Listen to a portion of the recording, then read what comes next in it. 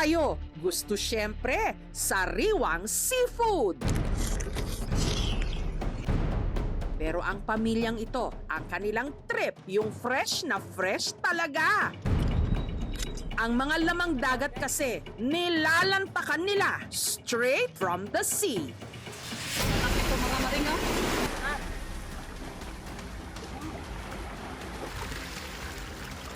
Unat. Ang lalaking ito, ang kahuhuli lang niyang alimango sa bakawan. Binaklas na niya agad, kahit putikan pa. Sipit ako ng konti. Kilawin natin to. Ang sarap nito.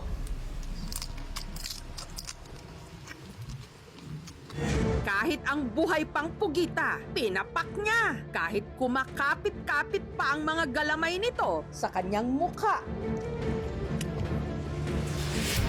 Ang kanya namang kapatid at pamangkin, iniulam sa kanin. Ang kahuhuli lang nilang walo-walo. Habang ang nakababata nilang kapatid na babae, minukbang naman ang buhay pang hipon. Yummy o yucky? Maraming nagbabash na gano'n na baboy ka naman, ganito mo kumain. Nakakakilabot. Medyo nakakadiri. Hindi ligtas yun. Patok ngayon online ang pagbumukbang, hindi lang ng hilaw na isda, pero pati na ang buhay na alimangot hipon. Kapalit ng views at monetization, ligtas naman kaya? Ang pamilya mukbanger taga Tangub City sa Misamis Occidental.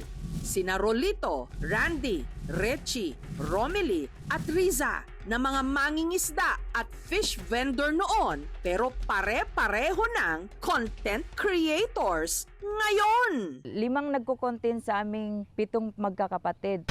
Ang pasimuno sa kanila, si Rechi. Nakikita ko po yung mga nagbablog na kumikita ng pira at nagbabakasakali lang po ako na ganun din. Sagana raw kasi sa Tangub City ang iba't ibang klase ng seafood. Kaya ang naisip niyang paandar, kainin ang mga ito ng hilaw o kilaw. Ang reaksyon ng mga tao, nandiri sa akin.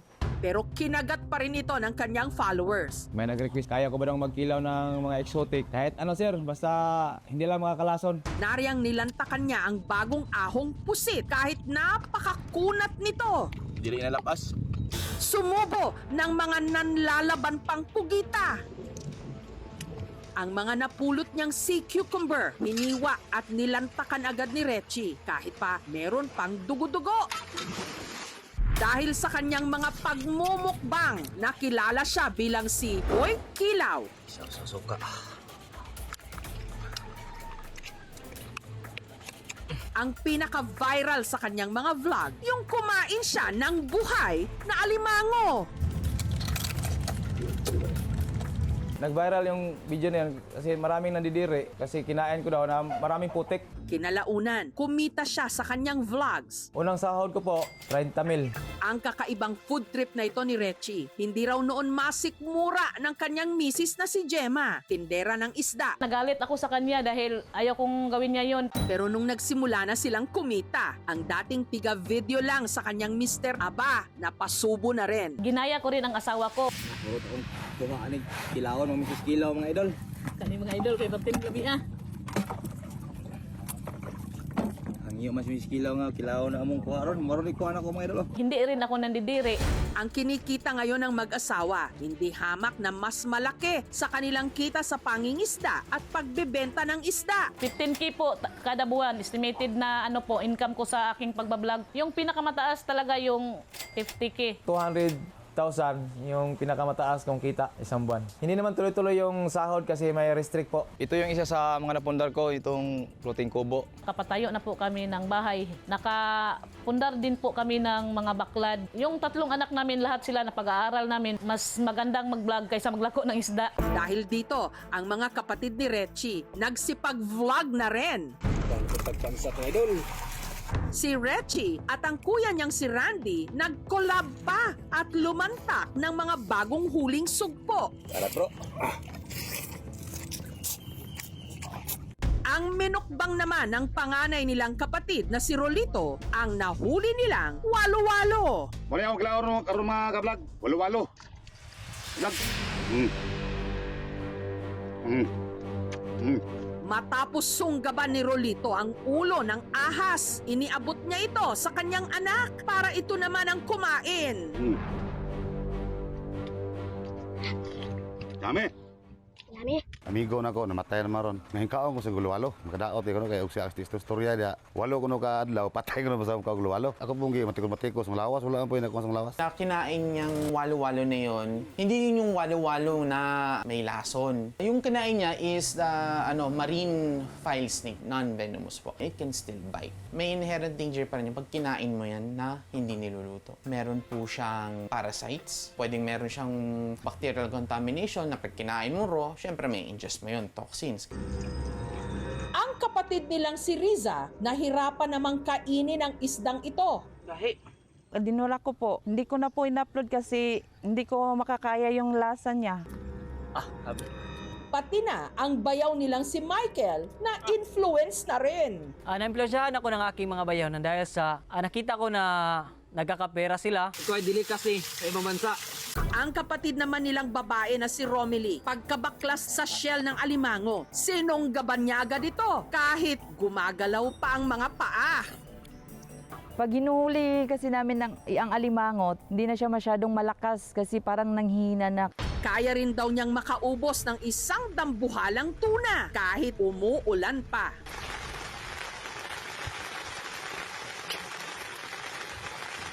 Pero may mga pagkakataon din daw na sumasakit ang kanyang sikmura. Sausaw suka. Dahil siguro sa hilaw at saka yung sa suka. Minsan parang ayaw ko na, natatakot din akong magkasakit. Hindi sapat ang suka sa pagpatay ng mga mikrobyo o parasito. Maaaring magkaroon ng salmonella, E. coli at gastrointestinal problems. Palagi ang pagtatae, pagbagsak ng immune system para dito mag-cause ng paralysis at cardiac arrest. Bagamat marami ang nandidiri at bumabatiko sa kanilang ginagawa.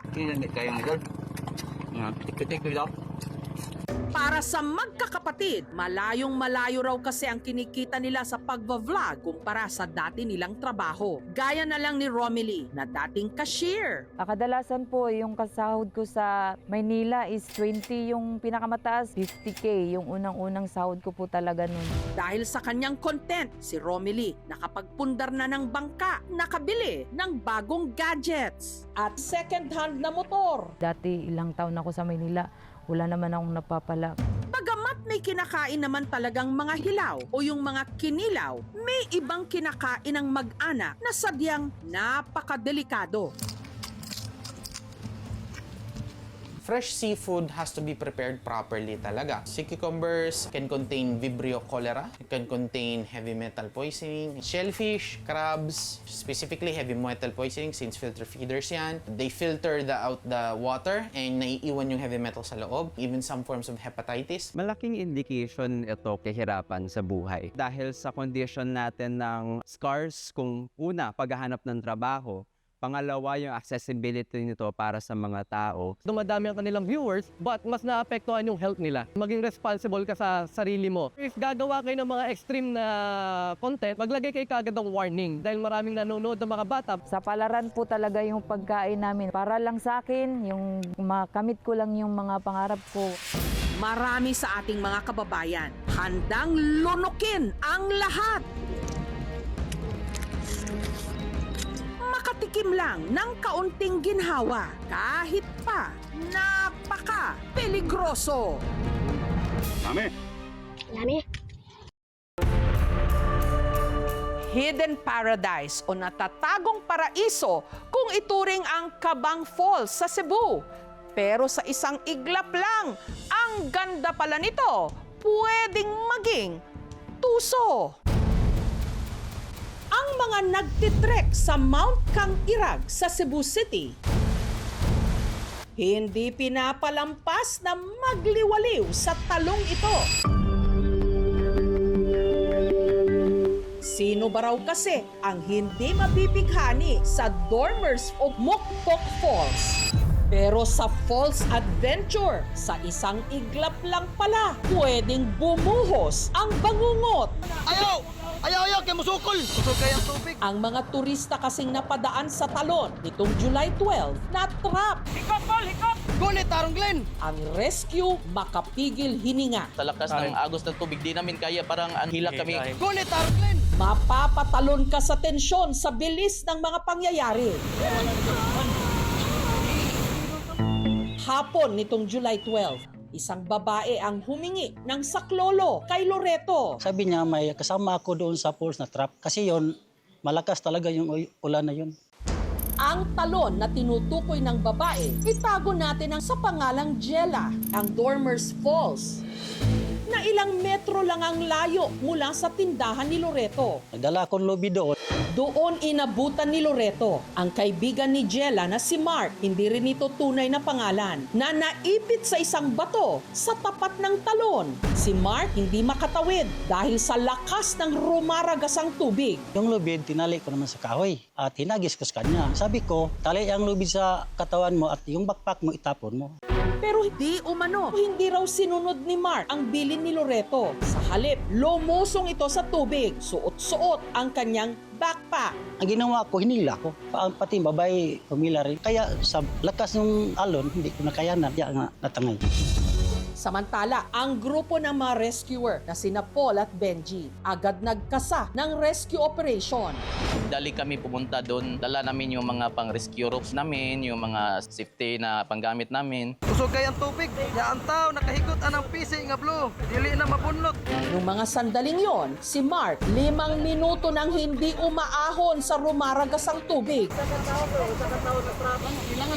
So diyan nagkasaya ng mapatuwa ka ng batuwa. Naghigot siya iya. Hagmong siya. Ikay kauban mo no.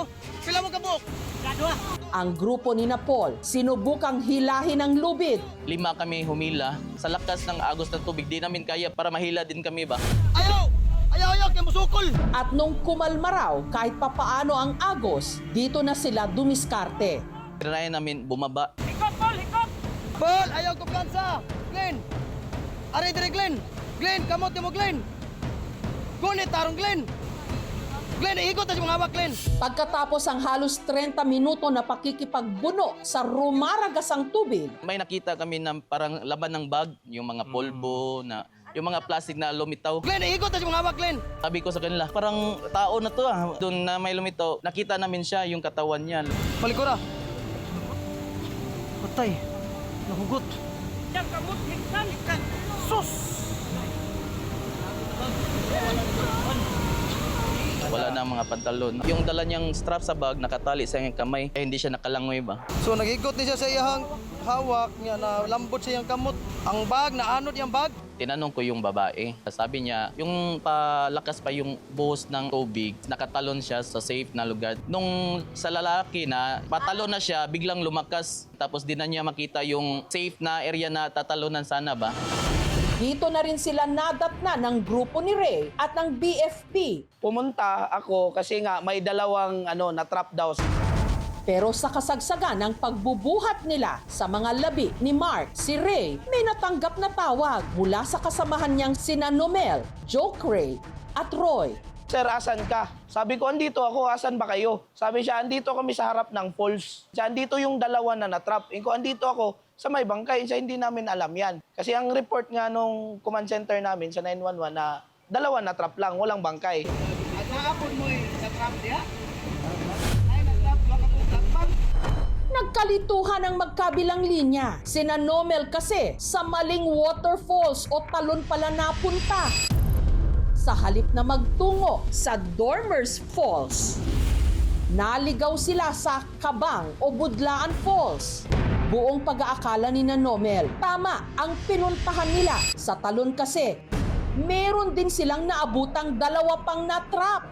Isang babae at isang lalaki. Pagbaba namin doon sa falls, ma'am, May dalawang nakaano ng flashlight. Tapos ginanya namin, woo! Pagkatapos kami sumigaw, ma'am, reply din sila. Ang hindi nila alam, iba pa pala ito sa mga na-stranded o naipit na una dapat nilang sasaklolohan. Nag-angkor kami. Mataas yung rope. Pinababa namin niya, pinatapo namin sa kabila. Maghanap kayo ng kahoy na parang itali dong sa rope namin na inangkor namin. Pagkatapos, tinali nila. Binalik nila sa amin. Para yun ang daan nila.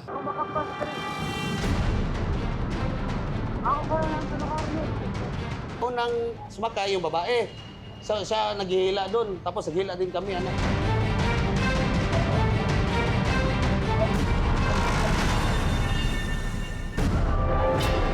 Matapos ang kalahating oras na rescue, ligtas na nakatawid ang dalawang na-stranded. Nagpapasalamat sila sa amin, ma'am. Nanginginig. Hindi nila alam ba anong gagawin. Kasi walang signal doon, ma'am. Ayon sa pagsisiyasat ng CCDRRMO o ng Cebu City Disaster Risk Reduction and Management Office, hindi raw magkakilala ang mga na-rescue ni Nomel at sina Jella at Mark na natrap naman sa Dormers Falls. Tinanong ko yun na nakita nyo ba or kasama nyo ba yung dalawa sa ibaba? Sir, nakita namin, dumaan kanina dito. Tapos sinabihan daw na wag na lang tumuloy kasi malakas na yung agos ng tubig. Ayun, tumuloy pa din. Ang dalawang pares, parehas palang may planong pumunta sa Mount Kangirag campsite sa Sirao na ang trail madadaanan ang Dormers at Cabang Falls. Parang jump-off area yung Budlaan eh. Doon ka mag-start ng trekking mo papunta sa campsite. Dahil kusang loob naman sila doon na pumunta, walang liability dito ang barangay o any LGU. Considering na ang reason bakit sila doon na stranded ay inulan, no? Kaya tumaas siguro ang tubig, ganyan. Yan ay matuturing natin na acts of God. So kapag merong isang fortuitous event katulad ng acts of God, hindi pwedeng maging liable ang sino man. Ayaw! Ayaw! Kaya musukol! Samantala, sinubukan naming kuna ng pahayag ang iba pang na-stranded, ngunit tumanggi silang magpaunlak ng interview. Ayon sa rescuers, tinatayang nasa 7 kaso na ng pagkatrap sa rumaragasang mga waterfalls sa Budlaan ang naitala. So far, ma'am, wala pa po tayong mga rules and regulations kasi magbuo po kami ng ordinansa. Kapag hindi maganda ang panahon, ay sasabihan po nila, huwag kayong tutuloy kasi malakas ang baha. One of the plan is mag-put kami ng signage kung sa'y dapat gawin, na mayroong mga cell number kung sino ang contact person na madali ma-rescue. Kung mga beginners lang, magsama ng mga professional na hikers talaga para makatulong sa kanila kung ano man yung ma-encounter nila sa daanan. Kung masama talaga yung panahon, umuulan, wag na ituloy. Unang-una, dapat muna tayo maging kalmado. Maari tayong gumawa ng ingay at i-alerto ang paligid, lalo na kung may nakikita tayong mga naninirahan dun sa lugar. So immediately, kailangan nating humanap ng isang mataas na lugar, no, na kung saan hindi siya abutin ng tubig. At dun muna tayo maghintay ng mga re-responde para sa atin. Kung may mga dala-dala tayong mabibigat na gamit, maaring maging sagabal pa ito sa pagliligtas sa atin. Ayaw! Ayaw! Kaya musukol! Musukay ang tubig! Sa likod ng ganda ng mga talon o waterfalls, Hikop, Paul! Hikop! Gunit, Tarong Glen! nagtatago ang panganib at sa bawat patak ng ulan, pwedeng bumuhos ang trahedya. Hindi lahat ng adventure sinusuong, lalo na kung masama ang panahon. Dahil pwedeng ang inakalang simpleng pamamasyal, magiging isa pa lang huling paglalakbay.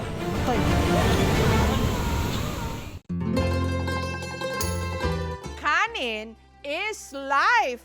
Pero para sa ilan nating mga kababayan sa Pangasinan, sa Benguet at pati na sa Mindanao, burong kanin is lifer.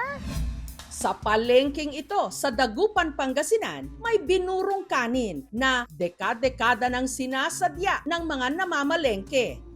Ito ang binurburan ni Cecilia. Kasi may 3 piso, may 4 na piso, may 5 piso, may 20.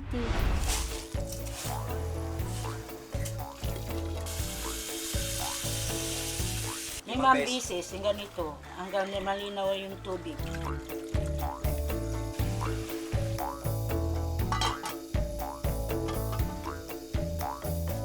Para mas sumarap ang lulutuing binurburan, bawal na bawal daw mag-ingay at bawal na bawal din daw may sumilip habang siya'y nagluluto. Amay nanunung day, wala ag makanunung. Ya, agka makagaway binuburan. Gano'n antong sumanggawa, agka makagawa, ag nabuong binuburan. Bago i-ferment ang isinaing na kanin, dapat malamig na raw ito. Inilatag niya muna ito sa mesa. At para mabilis lumamig, tinutukan niya ng electric fan. Kailangan nang iliwala yun ng bote ng bigas. Tsaka binudburan ng pinong bubor o yeast. Ilagay na sa palanggana may dahon, 24 oras sa luto na. Tinakpan ng dahon ng saging at sako.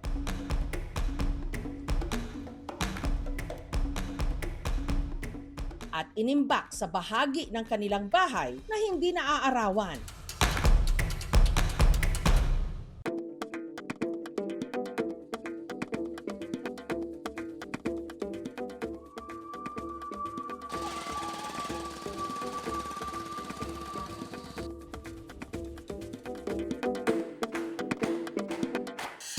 Namis na medyo maas. Kung kinain mo dyan, parang kumakain ng taho. Parang may lasang alak. Hindi naman ito nakakalasing. Ayaw nila, panis na ano daw kanin. Yung maasim na, parang medyo mapakla. Sa pananako na dago pan 50 anyos ko la. 8 years ko nung titinda na, kaya kasama ko si mama ko. Nang turo si nanay ko nang nagawa ng binuburan. Sa pagbebenta ng binurburan, mag-isang itinaguyod ni Cecilia ang 11 niyang mga anak mula nung siya'y nabiyuda. 35 ko nun ang balo akin. Apabalo ko mun ira kapag grade ko labat ira high school. Ang binurburan ni Cecilia, hindi lang daw panlaman tiyan, mainam din daw sa kalusugan. Yung binuburan na luto na, gamot sa ulcer, gamot sa acidic. Yung binuburan po, yun ang ginagamit namin sa mga bata para mailabas nila yung dumi nila. Ang fermented foods, maganda po sa ating digestive health since nakakatulong po ang good bacteria. Lalabanan po nito ang H. pylori, which is nakakakos po ng ulcer. Nakakabalance po ito ng pH level and reduce ng inflammation ng ating digestive system. Bago pa man dumating ang mga Kastila, marunong nang magburo o mag-ferment ng pagkain ang ating mga ninuno. Hindi lang kasi nito napapasarap ang lasa, napapahaba rin nito ang tinatawag na shelf life o ang itatagal ng pagkain bago mabulok. Sa mga panahon na wala pa tayong tinatawag na refrigerator, kapag may mga oversupply ng mga bighas na ginagawa, kaysa matapon ito, kaysa masayang ito na mabulok ito pag ito ay nabasa, mas higit nila iniisip ang kinabukasan, lalo na ng kanilang komunidad. Dito naman sa kabundukan ng Sablan sa Benguet, may isang makaluma at sagradong paraan ng paggawa ng burong kanin na buhay pa rin sa kasalukuyang panahon. Ito ang kanin sa likod ng ipinagmamalaki nilang tapoy o rice wine at ang tawag nila rito, difug. Malagkit din ito, mamula-mula at may kakaibang aroma o amoy. Simula sa pulong bata kami, nakikita namin sa mga okasyon, pero ang talagang nagturo sa akin ay yung aking biyanan. Ang paggawa ng difug, walang shortcut. Ang gamit nilang kanin, hindi white rice, kundi yung kulay itim. Piniprefer namin talaga yung Balatinaw kind of rice. Yung isang klase ng malagkit rice na karaniwan tinatanim dito sa highland noong araw. Kasi matingkad at saka kakaiba rin yung itsura. Pagkatapos hugasan, isinaing ang bigas. Dapat half-cook lang para hindi magkadikit-dikit pag lalagyan na natin ng bubod. Habang iniluluto ang bigas, inihanda na ang salaw o banga. Kailangan nating siguraduhin na malinis at saka tuyo yung ating lalagyan. Ang kanilang pang-ferment, bubod, isang natural yeast na gawa sa kanin, luya at damo. Dudurugin ito hanggang maging pino. Sa bilao na may dahon ng saging, doon mismo inilatag ang kanin. Ngayong malamig na ang ating kanin, saka natin ilalagay yung bubod. Ito po yung kawayan. Kailangan natin tong ilagay dito sa gitna ng ating salaw. Para pag sakaling magtubig ay dito lang pupunta sa loob at madali natin itong i-extract.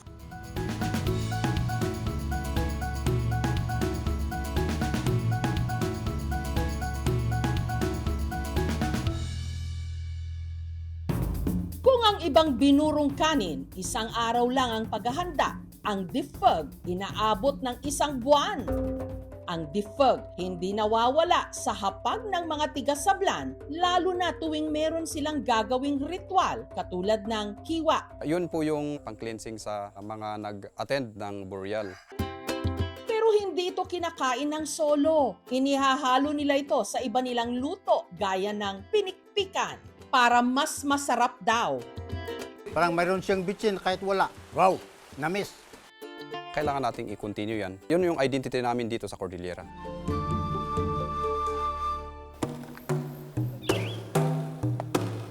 63 anyos na sila Pisa, pero halos araw-araw pa rin niyang sinusuyot ang gubat sa Esperanza, Sultan Kudarat. Mangunguha kasi siya ng mga dahon na ipambabalot niya sa ginagawa niyang binurong kanin na kung tawagin, tapay. Hindi na ako maggagawa ng tapay kung wala dahon ng alam kasi yan magbango. Hindi man pwede kung hindi alam ang makabalot sa tapay. Matapos ang ilang minutong pagsuyod sa gubat, mayroon doon oh. Nakita na nila Pisa ang mga pakay niyang dahon na hugis puso. Ang mga puno nito nasa mula 4 hanggang 10 metro lang ang taas. Mahirap kunin ang dahon ng alam sa bundok.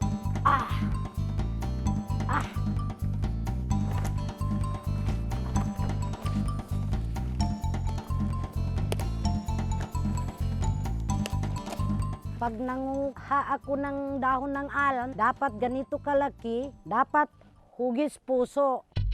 Nung nakakolekta na siya ng sapat na dahon, umuwi na siya para magluto ng tapay. Nakakapagod. Iilan lang ang marunong magluto nito sa buong Esperanza. At sila Pisa na marahil ang pinakamatanda sa kanila. Sa paggawa ng tapay, una munang nagsaing sila Pisa ng 4 na kilong bigas.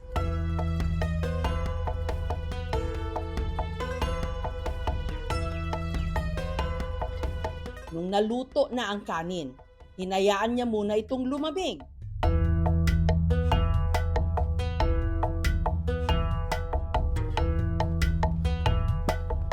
At saka niya ito binudburan ng bubol o yeast. Ang kanin, sunod niyang ibinalot sa mga nakolektang dahon. Hindi natin kuriputan ang pagbenta natin.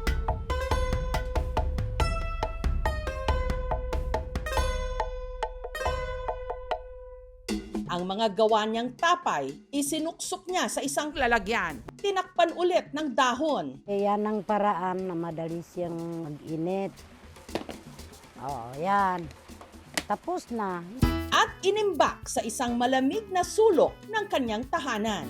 Hahayaan niya itong magburo o mag-ferment sa loob ng 24 oras.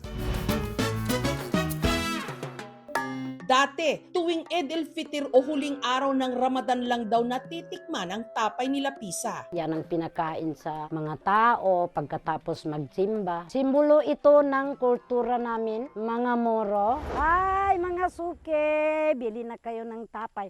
Pero dahil sa pagmamahal sa kanilang tradisyon at para may ekstrang kita na rin, halos araw-araw niya na itong inilalako. Yung tapay, piborito ng mga tao sa umaga, ang partner niya, yung kapit ng nitib. Ay, papadaya. Mahirap, sir. Hindi ko naramdaman ang pagod ko dahil yan ang paraan ko, sir, na makapera. Sukran! Di ko katernanin niya ba, kapandagan ko ba niya? Tatapay. Tapos di ko katernanin niya kultura namin.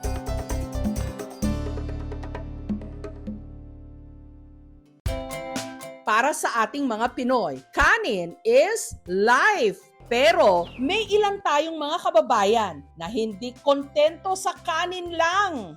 Dapat i-level up into binurong kanin para mas maging lifer.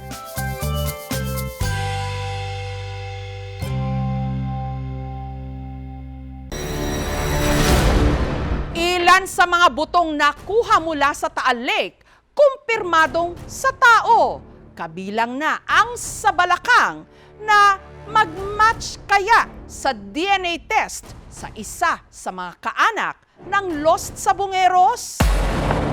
Sa gitna ng kalmadong lawa, isang malakas na sigaw ng kalikasan ang umalingaw-ngaw nito lang Huwebes. Ang Bulkang Taal nagkaroon ng bahagyang pagputok o pagsabog at nagbuga ng abo mula sa bunganga nito. Tila sinabayan nito ang sunod-sunod na pasabog at pag-ahon ng mga posibleng ebidensya na yumanig sa patuloy na paghahanap sa Lost Sabongeros na di umano pinatay at itinapon o ibinaon sa lawa ng Taal.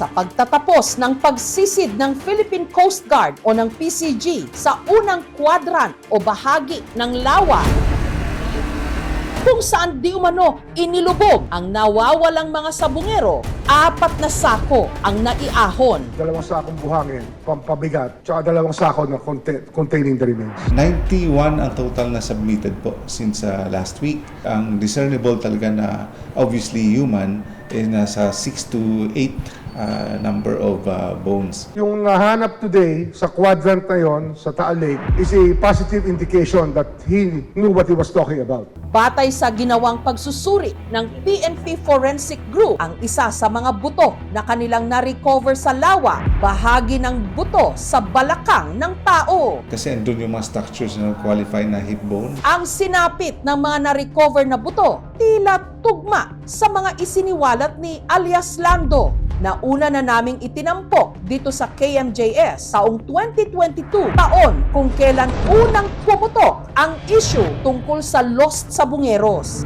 Si Lando, driver ng mga sabungero. Dinukot di mano sa sabungan sa Santa Cruz sa Laguna. Ikinulong pero kinalaunan pinakawalan. Bigla na kaming dinampot, tapos pinagtutulungan na kami ng suntok. Dinala kami doon sa pinaka-barracks nila. Doon niya ako kinulata. Ang sabi niya, gusto mo isang sako kita, nakatali na yung kamay ko. Nakita ko doon na ating nakakapos. Nitong Huwebes, bilang bahagi ng paghahanap sa tinaguriang Lost Sabongeros, may nahukay na 3 kalansay ang mga otoridad, hindi sa lawa kundi sa isang pampublikong sementeryo sa bayan ng Laurel sa Batangas. Noong 2020, may lumutang na mga katawan sa Taal Lake. Ito, kinuha ng police natin. Nilibing na lang nila yun doon. Kasi hindi rin kinlaim sa funeraria ng mga families. 2 sa mga ito, kalansay ng isang lalaki, habang ang isa, hinihinalang kalansay ng babae. Yung isa parang female kasi may nahanapan din ng underwear ng babae. Hopefully, may makukuha DNA. Matatanda ang isa sa 34 na nawawala ang nooy buntis na si Jonalyn Lubugin na nawala kasama ang 5 iba pa sa sabungan ng Santa Cruz, Laguna, January 6, 2022. Matagal na po siyang nawawala. Ako po'y nag-aalala na talaga. Sabi mo nung una, yung mga nawawalang sabungero malamang tinapon sa Taal Lake. May binalita nga sa akin, nakarating sa akin na yung buntis, parang lumutang. May buntis kasi yung January 13, 2022 yata to, 2021. Hindi ko na matandaan, may buntis kasing kasama. Pero sa ngayon, hindi pa makumpirma ang pagkakakilanlan ng mga nahukay na buto. In our meeting yesterday said that uniform looked familiar. May clothes na nahanap, basketball uniform, sando.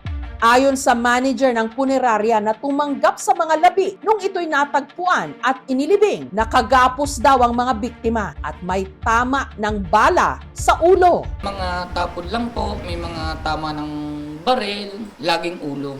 Ano pong re-record ko, walang ID, walang tato, ang mukha, pag-ana, hindi na makilala. bulok na. Tapos nakatali ang kamay. Yung iba po. Pinag-aaralan ngayon ng mga otoridad kung konektado ang mga kalansay na ito sa mga nawawalang sabungero. Yun naman po mga relatives po na buhay ay lumapit na rin po sila. Kinuhanan na rin po namin sila ng standard specimen. Sabi po namin sa isa't isa lang na may magmatch sa amin. Hustisya na po talaga yun eh. Ang pinakabata sa Lost Sabungeros, ang Tubong Quezon Province na si Maison o Utoy kung kanilang tawagin. Si Utoy, 14 anyos lang daw nung naglahong parang bula. Kwento ng kanyang inang si Maricel, nagpapatuka ng manok ang kanyang anak sa isang sabungan sa Laguna kasama ang pinsang si John Paul, 17 anyos. Nagulat na ako nung sumama pala yung anak ko sa sabungan. Sabi ko, hindi malang nagpaalam itong batang ito sa akin. Wala pa pong 1 buwan siyang nagtatrabaho doon. Si John Paul po yung nag-aaral pa noon, nung panahon yun. Kaso nga, di ba pandemic, nung pasok, nagpa-extra siya doon trabaho doon. Pagkatapos po na magpatuka ng mga manok sa farm, away po ng bahay at para mag-aaral naman, may module sila dati. Hanggang sa natanggap na lang nila ang balitang sina Utoy at John Paul, hindi na matunton. Tumawag po yung amo niya na nawawala na daw po yung anak ko. Namalayan ko lang ay sabi ng amo, pag mawawala yung anak ko ay hindi ko pinayagan na umalis yun. Ang alam ko po, ma'am, nadawit lang siya. Dahil hindi po yun marunong magsabong. Kumbaga po man siya ay nadamay lang. Ang alam po niya ay magpatukala ng mga manok, tapos mauwi sa bahay, gapainom lang yun ng mga manok doon. Sinubukan din daw nilang hanapin ang anak sa sabungan kung saan huli itong namataan. Hindi kami pinapasok doon eh. Tinaboy pa nga kami ng gwardiya, nag-aano daw po kami doon. Pumunta po pa kami nga sa NBI. Wala rin po silang mayan. Nagsampa po kami ng kaso-kaso lang po ma'am. Wala kami ebidensya.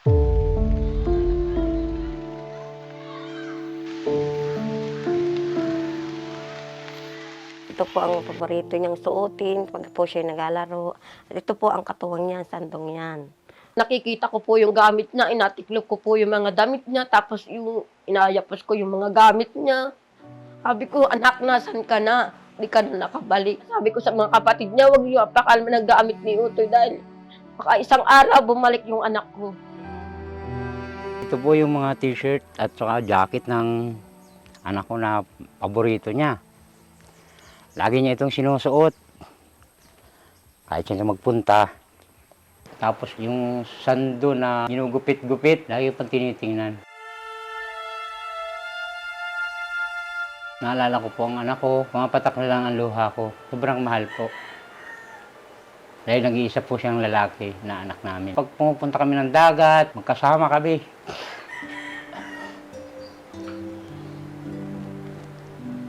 Namimiss ko po mo yung ma'am.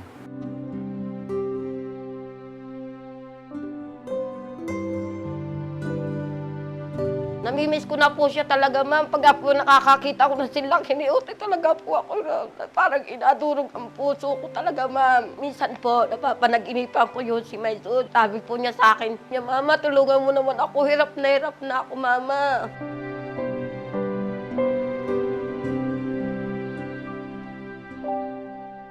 Ang dating master agent naman ng isabong operation na si Arvin, inilahad na minsan na rin daw siyang pinagtangkaang patayin. Launa ng madaling araw, on my way home po, hinarang po ako ng 2 SUV and 2 motor. Kita ang pagbaba ng isang gunman at pagpapaputok ng sunod-sunod gamit ang isang high-powered firearm bago tumakas ang mga salarin. Pinaulanan nila ako ng bala. Estimate ko po noon sa 6 na namumutok, nasa 200. Almost na bala po yung inubos nila sa akin. Binaril po nila ako ng malapitan at talagang sinusureball nila na mapatay po ako. Dami oh! Hanggang likod eh oh!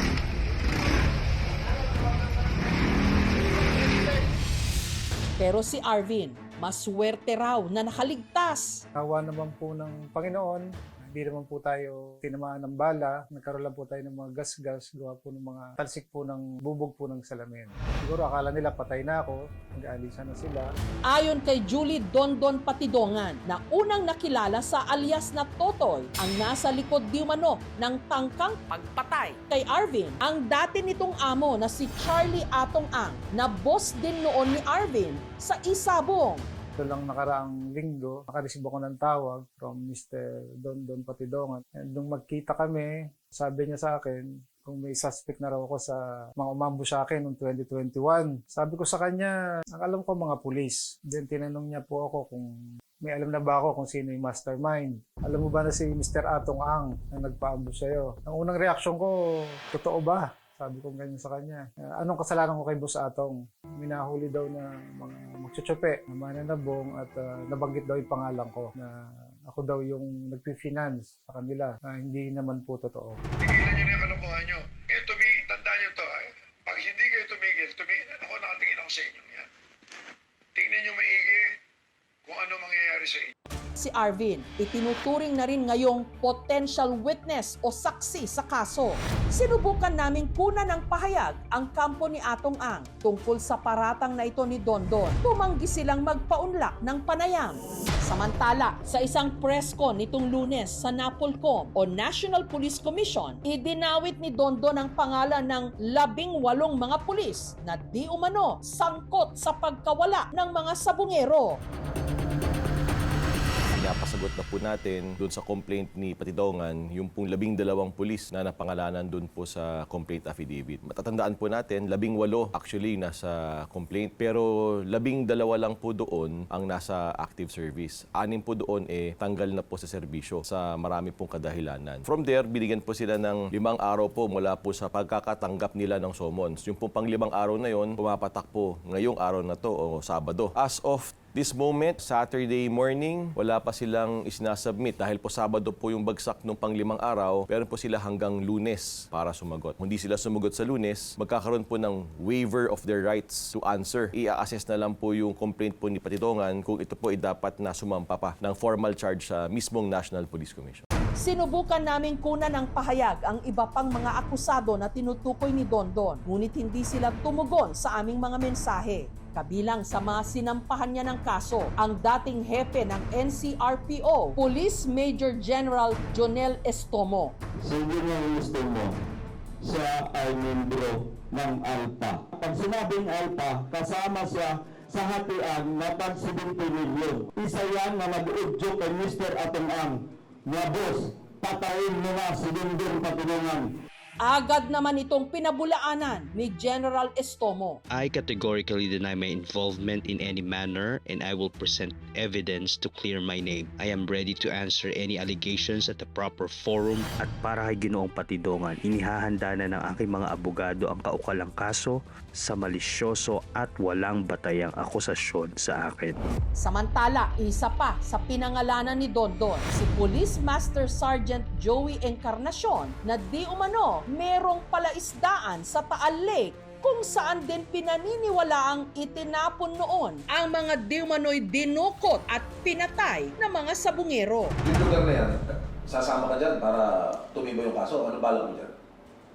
Actually, hindi ako nakarating sa lugar na yan. Okay. Ang isa sa grupo na may-ari ng palaisdaan, si Encarnacion, alam lahat, kayang kumanta yun basta bigyan nila ng magandang partida. Ang palaisdaan natunto ng aming team sa bayan ng Laurel. 5 minuto lang ito mula sa Pampang. Ang kubo, abandonado na nung datna ng aming team. Ang palaisdaan, bahagi ng first quadrant na sinuyod ng Philippine Coast Guard kung saan naiahon nito lang Huwebes ang 2 pang sako ng mga buto. Kabilang na ang hinihinalang tadyang o rib ng tao. Sinubukan rin namin kuhanan ng pahayag ang kampo ni Encarnacion pero hindi sila tumugon. Samantala, aabuti ng 5 araw hanggang 1 linggo upang makabuo ng initial findings mula sa prinosesong DNA samples na nakuha mula sa mga na-recover na buto sa lawa. Pagkatapos nito, kakailanganin muli ng 1 pang linggo para naman ma-cross-match ang mga isinumiting DNA sample ng 18 kaanak ng mga nawawalang sabungero. Yung pong mga suspect na gumawa nito, ang gusto ko po ay sana may maparusahan, mabigyan ng hustisya ito mga to para matigil na sila. Dapat hindi palampasin yung mga ganyan. Masyado nang umaabuso sa mga tao. Sana po tapos na siya ngayon ng senior high school. Pangarap po niya ay maging isang pulis. Yung po ang sabi niya sa akin, Mama, gusto ko maging pulis ako para matulungan ko yung mga tao. Anak, Bigyan kita ng katarungan sa pagkawala mo. Agawin namin at lahat at ang paraan para mabigyan ka ng hustisya. Alam mo to, John Paul, miss na kita. Dalangin ko sa Panginoon Diyos na sana ay magbalik ka. Kung buhay ka man, sana ay magkita pa rin tayo. Hindi naman ako naniniwala na ikaw ay patay na.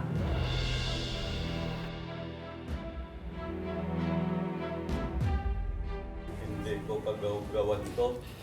Ngayon, itinuro ko na kung sinong mastermind, si Mr. Atongang, na lagi niya pinagbintangan na nagsisinungaling daw ako. Naniniwala po ako dahil isa po siya doon sa suspect na hinahanap namin dati. Siya po yung naging testigo kaya alam ko po na marami po siyang alam. Paglalaan po namin ang hustisya na hinahanap namin hanggang sa malaman kung sinong mastermind nito at mapatawan po siya ng kaparusahan na idinaan sa tamang proseso, makulong o pagbayaran niya ang kanyang mga nagawang kasalanan sa mga mahal namin sa buhay. Ang mga pamilya ng mga biktima na matagal noong nananahimik sa takot, ngayon muling nabuhayan ng loob at parang bulkan din na matagal mang nagpigil, isinabog ang kinikimkim na galit at dalamhati. Sana huwag maramdaman ng mga magulang nyo ang nararamdaman namin. Sabay sigaw para sa napakatagal na nilang inaasam na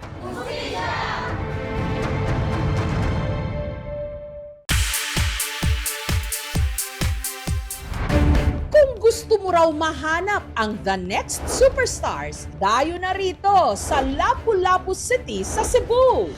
Kung saan kahit sa tabi-tabi lang, marami raw artistahin. Pila mo yung mga isda ni Madol? 240 to 60. Ang tindera ng isda, madalas daw na pagkakamalang si Marian Rivera. Idol, nagsugba naman lang ka daw. Wala kay shooting na Dol? May shooting eh. Ang taga-ihaw naman ng isda, mga idol, papasang kakambal ni Robin Padilla. Lapu-Lapu City na nga ba ang dapat tanghaling City of Stars?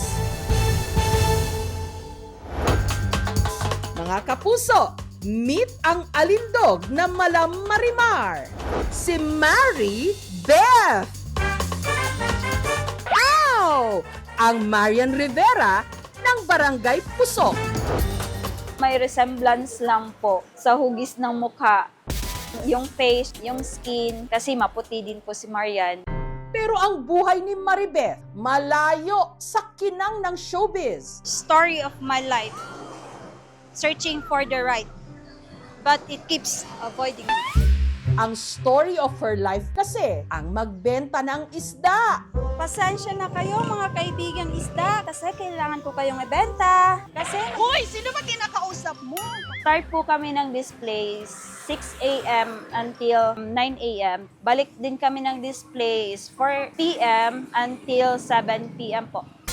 Mula raw nag-viral ang kanyang video, mas lalo raw dumami ang kanyang benta. Marami nang pumupunta dito at bumibili po. Sabi nila, oy si Marian, yung nagtitinda ng isda. Binibiro nila, oy Marian, pa-picture ako. Pa-autograph naman po. Na-amaze po. Siyempre kasi maraming fans si Marian Rivera. At para sakyan ang trip ng dumarami niyang fans online, sinipagan na raw ni Maribeth ang paggawa at pag-upload ng videos. Sideline lang po, parang katuwaan lang namin. Unexpected na meron kaming nag-viral. Kahawig po kayo ni Marian Rivera, lalo po pag nakangiti. Twin sister ni Marian. Ganito pala yung feeling maging artista. Ang daming nag-iidolo sa'yo. Pag sinasabi ng mga nakakakita po, oy, si Marian na mataba. Tinatanggap ko naman po, tumatawa lang po ako. Idol, nagsugba naman lang ka daw. Wala kay shooting na Dol? May shooting eh. Bago ko na mag-impeachment. Ang taga-ihaw naman ng isda na ito, bad boy na bad boy, mula tindig, dating at charm. Senator Robin Padilla, is that you?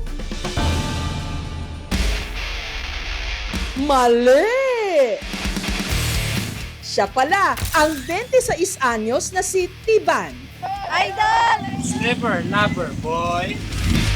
Ang pagkakapareho po namin ni Ruben Padilla is yung pangangatawan, yung buhok, saka yung mukha, yung height. Para talaga si Ruben. Masaya naman, ma'am. Siyempre, kamukha mo yung inidulo mo. Pag may nakakita sa'yo, sinasabihan ka nilang idol. Idol! Ruben. Ruben Padilla. Sana all Robin Padilla lookalike. Baka kambal niya yan. Tumas yung kumpinit ko, feeling ko, artista na ako. Si Tiban, hindi senador, kundi sales boy. At gaya ng kanyang idol na si Binoy, si Tiban may pagka-bad boy rin daw. Uy ate, bili ka muna dito. Nakakawala ng sakit ng tiyan. Okay, kumain ka na. Minsan, nanununtok. O yung may nagsasalita sa akin ng hindi maganda. Ay, Tiban! Bad nga yan! Idol! Nagsugba naman lang ka daw. Wala kay shooting na daw. Mula nung nag-viral ang kanyang video, Ruben Padilla. si Tiban na-inspire na raw na i-pursue ang showbiz, content creation. Salamat sa suportang binibigay ninyo. Pero teka. Yung totoo, ano bang meron sa Cebu at ang daming artistahin? Ang sagot, wala raw sa kanilang tubig o hangin. Kundi nasa kanilang mga smartphone. Idol! Ang mga face kasi ni na Maribeth at Tiban, resulta lang pala ng filter. Idol! AI o Artificial Intelligence pala. Ano ba ang totoong itsura nyo kapag tinanggal ang filter? Simulan natin sa Malamarian Rivera raw na si Maribeth. Maribeth, magpakilala ka.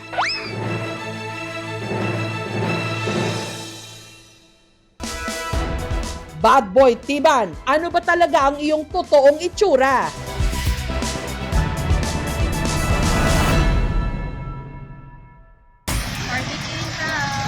Ang may pakuluraw ng lahat ng ito, si Maribeth.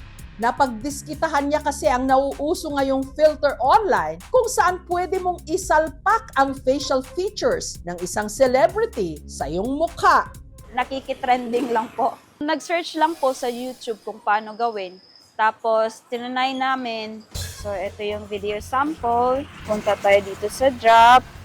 At hanapin natin ang picture ni Marian.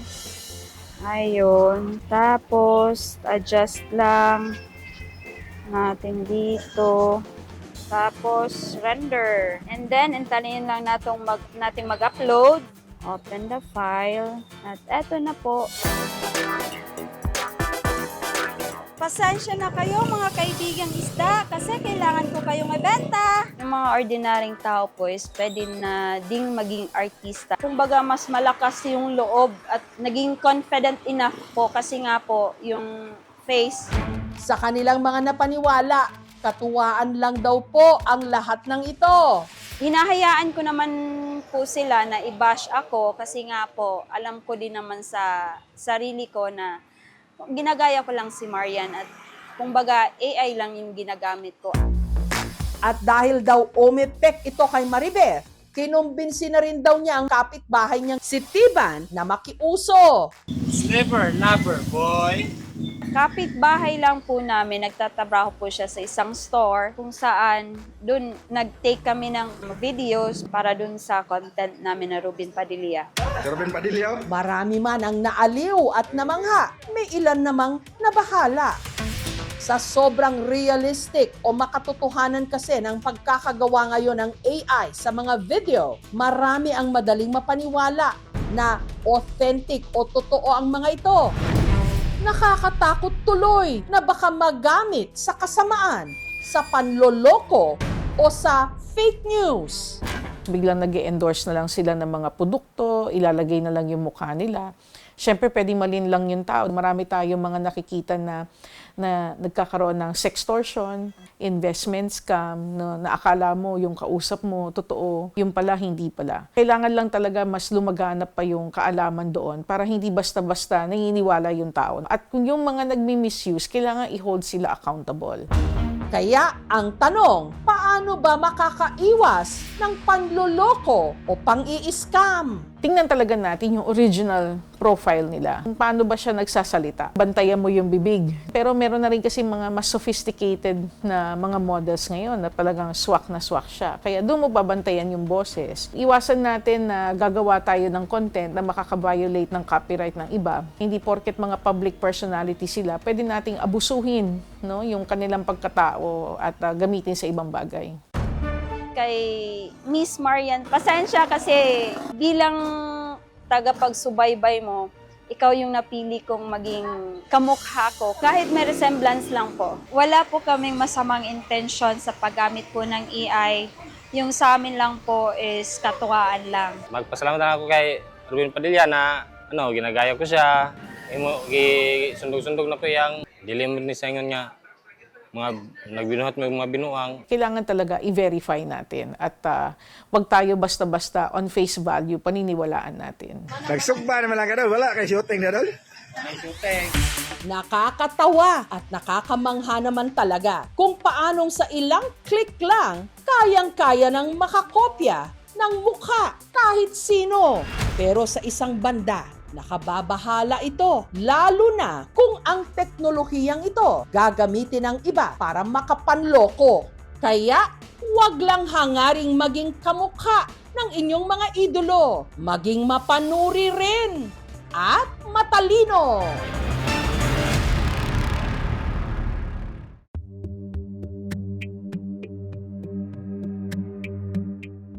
Nasa hustong gulang na ang mga anak ni Ana. Pero hindi raw mawala-wala sa dibdib niya ang pangamba para sa kanilang hinaharap.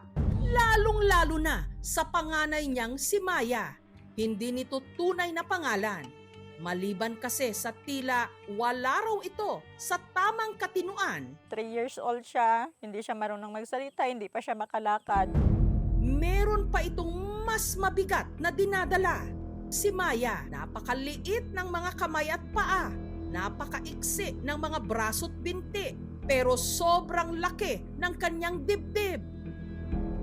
Kaya sumasayad na ito sa kanyang tiyan. Nung nagkaedad siya ng 20, doon ko napansin na masyado na talagang lumalaki yung suso niya. Tingala lang kami sinamambang ang iyang nagadako. Sa pagkain daw, yung nutrients daw, pumupunta doon sa didi niya. Sobrang hirap talaga. Wala kang asawa na kasama. Yung ikaw lang yung kasama ng mga anak mo. Tapos may kapansanan pa siya.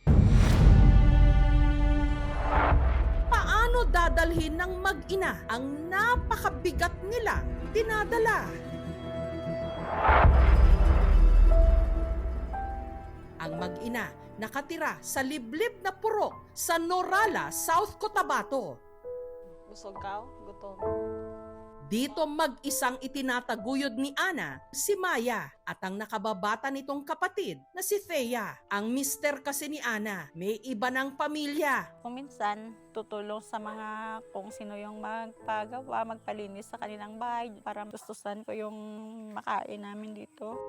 Dahil sa lumulobong dibdib ni Maya, hindi sanay na magsuot ng bra si Maya. Pag pinasuotan mo yan ng bra, hindi yan magsuot eh. Sabihin niya pa na, bakit daw siya pasuotin ng bra? Kasi hindi naman daw siya babae, lalaki naman daw siya. Ito po ang bra na binili po namin ito sa Ukay-Ukay. Ang size po nito is D48 or USA is extra large po ito. At ito naman po ang bra na binili din po namin sa Ukay-Ukay na ayaw niya talagang suotin araw-araw kasi nahihirapan siyang huminga at nahihirapan din siya kasi mainit. IC75 po. Mag-ukay-ukay na lang po kami ng stretchable na damit. Kung t-shirt ka siya dito sa kanyang braso. Pero pagdating po dito, hindi na po kasya. Na-shock na lang po kami na lumalaki na po yung dibdib niya. Yung isang titi niya parang 5 kilos, yung isa 5 din, parang 10 kilos yung dinadala niya araw-araw. Sa kabila nito, maaga pa rin siyang bumabangon para tumulong sa mga gawaing bahay. Pinapakain niya yan, naliligo niya yung mga baboy. Ang katuwang ni Ana sa pag-aalaga sa anak, ang kanyang bunso na si Thea. Kapag naguhugas po siya ng pinggan, nababasa po yung damit niya. At minsan, parang ako na lang po yung panganay sa aming dalawa. Pero naintindihan ko po na ganyan po yung sitwasyon niya. Si Maya, mailap sa ibang tao, pirmi lang na nasa bahay. Nakakapagsalita pa raw ito noon kahit papaano.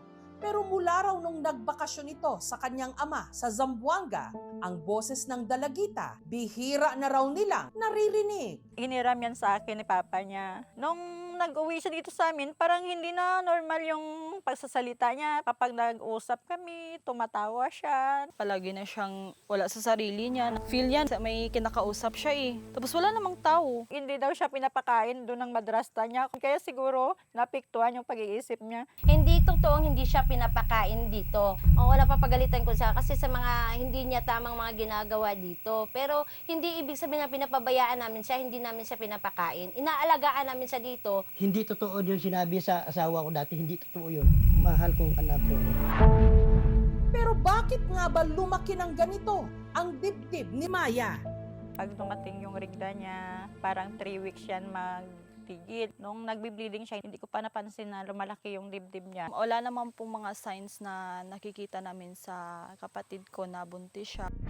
Para mabigyang linaw, nitong Huwebes, ipinakonsulta namin si Maya sa mga espesyalista. Sinuri muna siya ng isang general surgeon. Actually, ang breast niya wala akong makapang mass sa loob. Considered ko ito na non-surgical kasi wala naman akong makapang palpable mass dito. So, malaki lang ang breast pero no indication for surgery. Sunod siyang tinignan ng obstetrician gynecologist. Ang patient natin ay maliit, obese, may biglaan na pagbabago sa pag-uugali at sa pag-iisip. Na sa tingin namin, sa mga simptomas na pinapakita ng pasyente, more on endocrine problem siya. Inirekomenda ng mga doktor ang ilang laboratory tests para mas mapag-aralan pa ang kondisyon ni Maya. Ang mga test na kakailanganin para sa pasyente, kung available sa Norala District Hospital, ay mapapagawa dito. Pero sa tulong ng LGU, ang mga iba pang kakailanganin na laboratorio ay papagawa sa higher facility para ma-diagnose ng maayos ang kondisyon ng pasyente.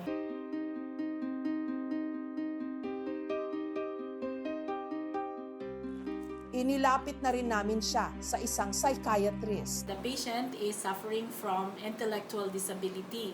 Bata pa siya, pinanganak na siyang ganyan. Kahit na 28 years old siya, yung capacity ng utak niya is only 9 to 12.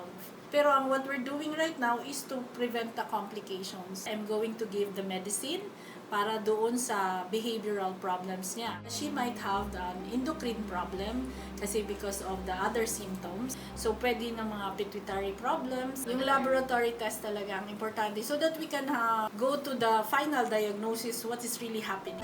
Samantala, ang lokal na pamahalaan at ang MSWD o Municipal Social Welfare and Development Office ng Norala nagpaabot ng tulong. Magpo-provide po kami sa local government unit. Actually, we are already given the assistance for indigent parent. Nakabigay kami ng financial assistance para din sa gamot niya. Para hindi mahirapan sa susuoting damit pang ilalim, pinasadyaan namin siya ng bra. Hindi ko matansya kasi masyadong malaki. D or E. Expandex na makapal na tela. Para komportable siya, hindi siya masikip. Niregaluhan namin siya ng mga bagong damit. Nagpaabot din ang aming team ng tulong pinansyal. Madamo ganyan salamat kay MGS, Kapuso Jessica Soho sa inyo nga bulig sa amon. Sa bawat araw na lumilipas, mas bumibigat ang pasa ng mag-inang Ana at Maya. Pero pilit nila itong binubuhat. Kahit masakit, kahit mahirap. Dahil kahit gaano kabigat ang suliranin, mas matibay ang pagmamahal ng isang ina at mas matatag din ang pananalig nilang meron pang pag-asa. Nananawagan po ako sa gustong tumulong sa amin. Naghihingi po ako ng tulong para ipagamot ko. Diyos lang yung marunong mag-ano sa inyo. Hanggang kaya ko, antuson ko siya ang atipanon. Mintras buhay ako sa kalibutan.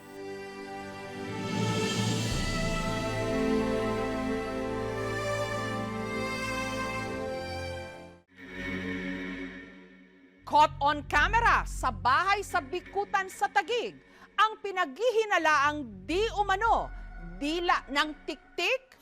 Halos umurong ang dila sa kapa ni Bernard. Sa nangyari sa kapatid niyang si Christine, hindi nila mga tunay na pangalan. Ang 3 buwang buntis kasi na si Christine, nakunan. Nagkaroon siya ng blood spotting. Sobra-sobra na yung bleeding. Yung buong family is devastated because of what happened. Habang naghihinagpis ang buo nilang pamilya, pinamamahayan din si Bernard ng pangamba. Malakas kasi ang kanyang hinala na ang kanyang kapatid hindi lang basta nakunan. Di umano na biktima ito ng tumitik-tik sa kanilang tahanan. Parang manipis na dila. I was not sure if insect lang o buntot ng daga. Sinend ko siya sa GC ng family. Yung mother ko yung naghaka-haka. Ala, baka tik-tik yan. Tik-tik? In the city?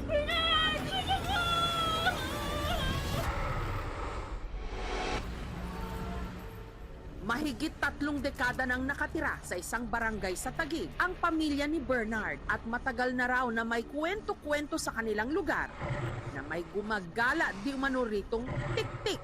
Ang tiktik ay may mahabang dila. Ang kadalasang pinupuntirya ay buntis. Hindi lamang buntis, kundi yung may mga may sakit. Ang makakapagpatotoo raw dito, ang kapitbahay ni Bernard na si Lawrence. Hindi mawawala yun kasi ako mismo nakakita. Bukas na lang ha. Patulog na kaming dalawang kaibigan ko, mga alas 11 ng gabi. Meron kaming narinig na pusa. Tapos yung pusa na yun, tumalon dito mismo sa bubong nila. Yung kalabog, medyo malakas.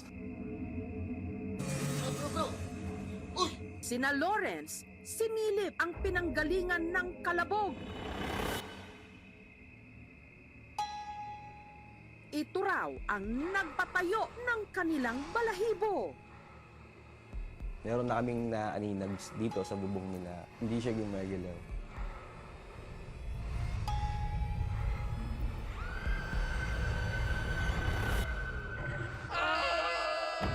Basta yung ulo niya, nandito sa pagitan ng tuhod niya. Ang misteryosong nilalang, nakatitigan pa raw niya. Tumalon pa kami dyan. Hindi na kami gumamit talaga ng hagdan. Yun ang unat last ko na experience talaga. Sa takot ng ina ni Bernard na si Mercy, hindi nito tunay na pangalan, lagi raw silang may pangontra. Kasi yung mother ko, senior citizen, naglalagay ka ng bawang, may pardible ka sa katawan para hindi ka lapitan. Maglalagay kami ng asin sa mga sulok-sulok, hindi sila makakapasok. Pero tila hindi raw ito tumalab nung ipinagbuntis daw kasi ni Christine ang kanyang panganay, ang sanggol sa kanyang sinapupunan. Di umano, tinarget din daw ng tik-tik. May maririnig na parang taong naglalakad sa bubong, as in mabigat na paa. Sinusundan niya kung nasaan yung buntis, kung saan nakahiga, kung saan nagpapahinga. Yung mga incident before, hindi siya mapatunayan kasi wala pa yung mga advanced technologies natin now, like CCTVs. Ligtas mang nailuwal ni Christine ang kanyang anak, tila hindi pa rin daw siya tinantanan nito. Makalipas kasi ang halos 2 dekada nung ipinagbuntis ni Christine ang kanya sanang ika-4 na anak. Meron daw uling di umano ng tik-tik kay Christine. Dugo! Ilang oras lang matapos yon, isinugod na nga si Christine sa ospital nung siya'y dinugo. Hindi nakaligtas ang kanyang anak.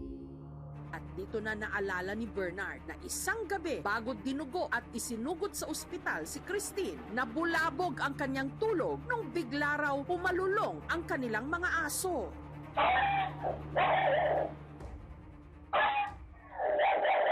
Noong 3 a.m., nag-ingay sila ng sobra.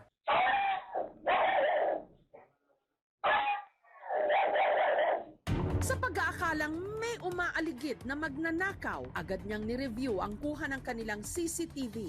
At sila'y kinilabutan sa nai-record ng kamera. So pagtingin ko, parang may nalaglag nga. Ano ito? Nakita ko na yung parang dila. Yung una ko siyang nakita, akala ko kasi buntot lang talaga siya ng daga. Pero ang inakala niyang buntot, at tila may tumulo pang laway. Diretso yung una eh. Tapos bigla siyang nag-curl. Para siyang may dugo sa dulo. Nung sinend ko siya sa GC ng families, yung mother ko yung naghaka-haka. Sabi niya, ala, baka tik-tik yan. Bila ng tik-tik, ito na ba ang matibay na pruweba sa mga kumakalat na kwento na merong gumagalang tik-tik sa Taguig? After ko ma-check yung video, una akong kinilabutan kasi nakita ko yung bagay. Parang merong laway na tumutulo. Yung flexibility ay kakaiba talaga. Titigang maigi ang video. Bila nga ba talaga ito ng tik-tik? Titik-tikan na ang katotohanan sa aming pagbabalik.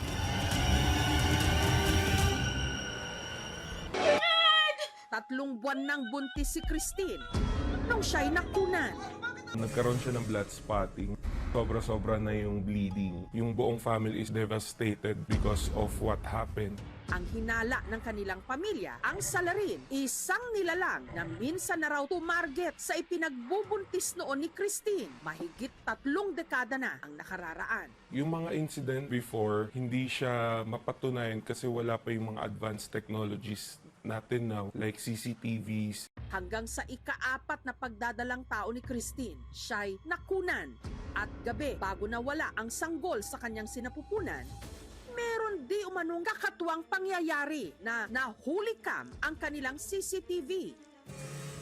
So pagtingin ko, parang may nalaglag na. Nakita ko na yung parang dila. Yung una ko siyang nakita, akala ko kasi buntot lang talaga siya ng daga. Diretso yung una eh. Tapos bigla siyang nag-curl. Para siyang may dugo sa dulo. Naalala ni Bernard ang matagal nang kinatatakutan sa kanilang barangay na may gumagala raw doong tik-tik. At kung nagkataon, sa kauna-unahang pagkakataon, nahuli cam nga ba ang hinihinala nilang dila ng tik-tik? Kinaumagahan matapos nila itong ma-videohan, bigla na ngang sumama ang pakiramdam ng kanyang ate Christine. Nung sinend ko siya sa GC ng families, yung mother ko yung naghaka-haka. Ala, baka tik-tik yan. Para mabigyang linaw kung ano nga ba itong na-videohan, ipinasuri namin sa eksperto. Una akong kinilabutan kasi nakita ko yung bagay. Parang merong laway na tumutulo. Pero nung sinuri ko ulit yung video on the 23rd second, may tumulong ulan or tulong tubig mula dun sa ibabaw ng video. Maulan ng mga panahon na to. So matotal, malaking posibilidad na basang-basa lang yung bagay na yun. Nagkaroon siya ng reflection sa ilaw, kaya siya nagkaroon ng itsurang laway. Kung ang veterinarian na si Dr. Romulo Bernardo naman ang tatanungin, ang nahuli cam sa CCTV ni Bernard, hindi raw dila ng isang misteryosong nilalang, kundi isang bulate. Isang uri ng garden worm o yung bulate. Kaya rin nilang umakyat sa wall. As long as merong slime dyan, yung kanyang mucous membrane, nakakadikit siya doon sa gilid, nakakatravel siya. Yung movement ng ganitong klaseng hayop is humahaba siya at umiiksi. Kung makikita mo doon sa CCTV, nakadangle na gano'n, humaba siya tapos umiksi uli. Kaya niyang mag-twist back, no? Paano nakarating sa CCTV? Maaring merong mga halaman doon, pwede siyang naninirahan doon sa mga paso at lumabas. Kung merong mga kahoy yan na nakatambak na maaring moist, conducive para sa kanya na mabuhay. Since expert na mismo yung nagsabi, mas naniniwala na ako doon. Ang paniniwala dito sa mga tik-tik ay hindi lamang sa mga probinsya, kundi pati na rin dito sa urbanidad. Nagmula ito sa anxieties, no, ng isang lipunan. Isa sa mga takot ng komunidad ay ang pagbubuntis. Baka makunan ka. Dahil minsan, hindi maipaliwanag. Kaya sasabihin ay tik-tik yan. Nagkakaroon ng problem yung genetic identity ng pasyente nung pagbubuntis, no? Kaya nakukunan yung isang pasyente. Marami ring other factors tulad ng infection, katulad din ng mga chronic diseases, saka mga other autoimmune diseases.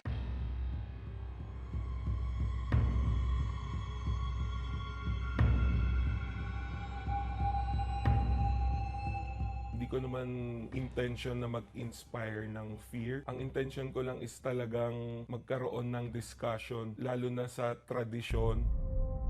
Sa ating kasaysayan, dekada 50, sa utos daw ng isang CIA operative, isang rebelde ang pinatay na parang biktima ng aswang. Dahil dito, kumalat ang pangamba. Magpahanggang ngayon, hindi armas ang pinaka-epektibong sandata, kundi ang takot at paniniwala. Nasa kadiliman, may kung ano-anong nililikha ang imahinasyon.